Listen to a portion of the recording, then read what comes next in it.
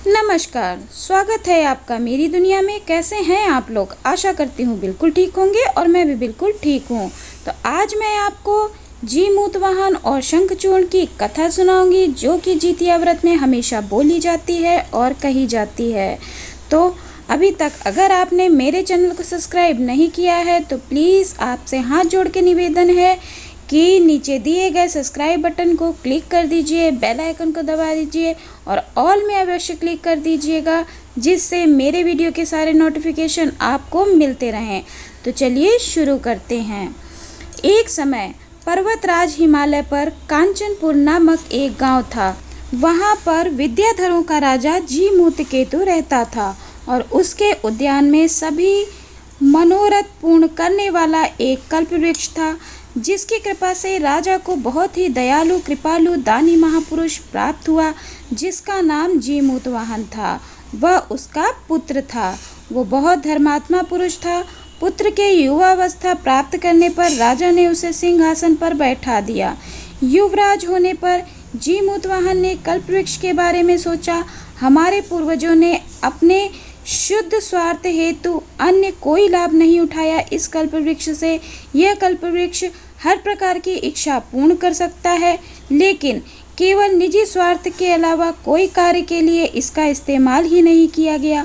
मैं इससे अपना मनोरथ पूर्ण करूंगा। मन में यही विचार कर उसने कल्पवृक्ष से कहा, मैं इस पूरे संसार को गरीबी व दरिद्रता से मुक्त देखना चाहता हूँ, इसीलिए देव मेरी यह कामना पूरी करें। इतना कहने पर थोड़ी ही देर में कल्पवृक्ष ने आकाश में उड़कर इतनी धन वर्षा की, धरती पर कोई भी दरिद्र ही नहीं रहा। सभी प्राणियों पर दया दिखाने के कारण जीमूतवाहन का सभी जगह यश फैल गया। तीनों लोकों में यश फैलने के कारण जो उसके बंधु बांधव थे वे उससे ईर्ष्या करने लगे और जीमूतवाहन के राज्य को हथियाने की तैयारी करने लगे। तभी जीमूतवाहन ने अपने पिता से कहा कि आपके शस्त्र धारण करने पर किसी शत्रु की सामर्थ्य नहीं है कि वह आपका मुकाबला कर पाए, किंतु इस नाशवान शरीर के लिए अपने बंधु बांधवों को मारना अच्छा नहीं है।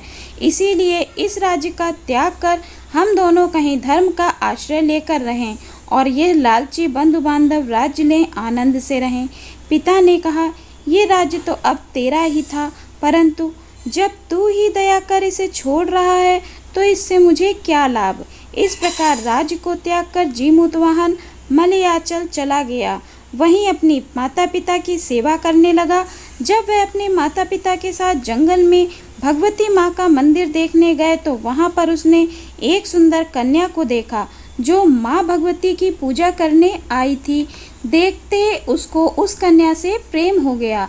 वह कन्या भी उससे प्रेम करने लगी। जीमूतवाहन के पूछने पर उसकी एक सखी ने उसका नाम बताते हुए कहा कि यह मित्र वासुकी बहन व सिद्धराज विश्वासु की पुत्री मलयवती है। और सखी के पूछने पर मुनिपुत्र ने भी जीमूतवाहन के वंश नाम आदि बता दिए। तब वह जीमूतवाहन का आदर सत्कार करती हुई उसके लिए पुष्पमाला ले आई। उसने प्रेम में भरकर उस माला को मलयवती के गले में डाल दिया। इतने में एक दासी ने मलयवती से कहा, राजकुमारी तुम्हें माता ने बुलाया है। इतना सुनकर उस राजकुमारी ने जीमूतवाहन से किसी प्रकार दृष्टि को हटाकर अपने घर चली गई। जीमूतवाहन का मन भी उस कन्या में अटक गया और उस आश्रम में मन नहीं लगा। तब से दोनों एक दूसरे से प्रेम करने लगे। विश्वासु ये जानकर बड़े प्रसन्न हुए कि महात्मा जीमूतवाहन यहाँ मलयाचल में आकर रह रहे हैं।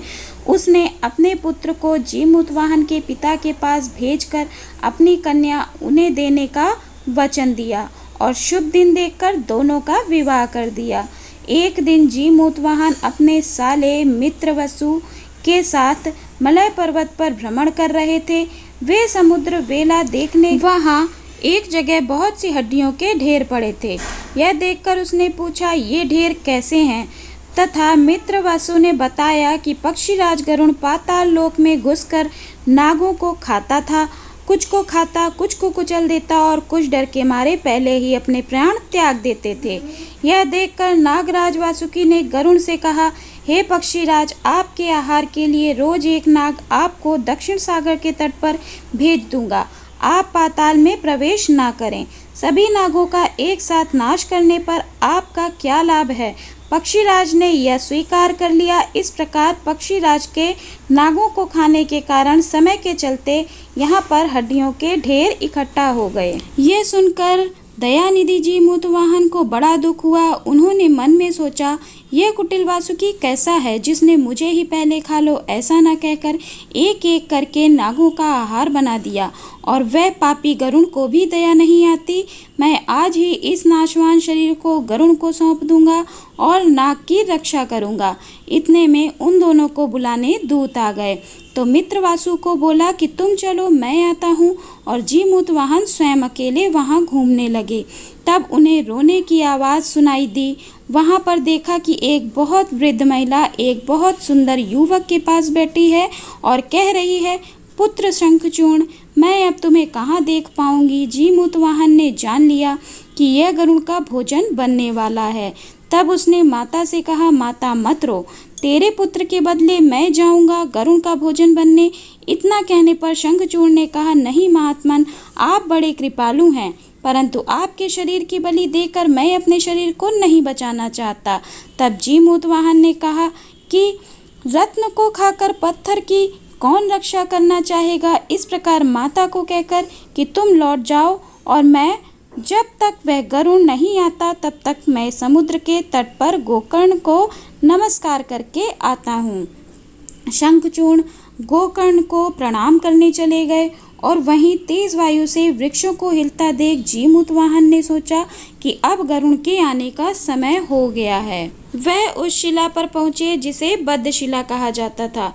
उस बद्धशिला में कपड़े में लपेटकर नाग रख दिए जाते थे और गरुड़ उसे उठाकर ले जाता था। उन्होंने भी स्वयं को किसी तरह कपड़े में लपेटा और वहीं बद्धशिला में लेट गए। गरुड़ आया, उन्हें लेकर चला गया।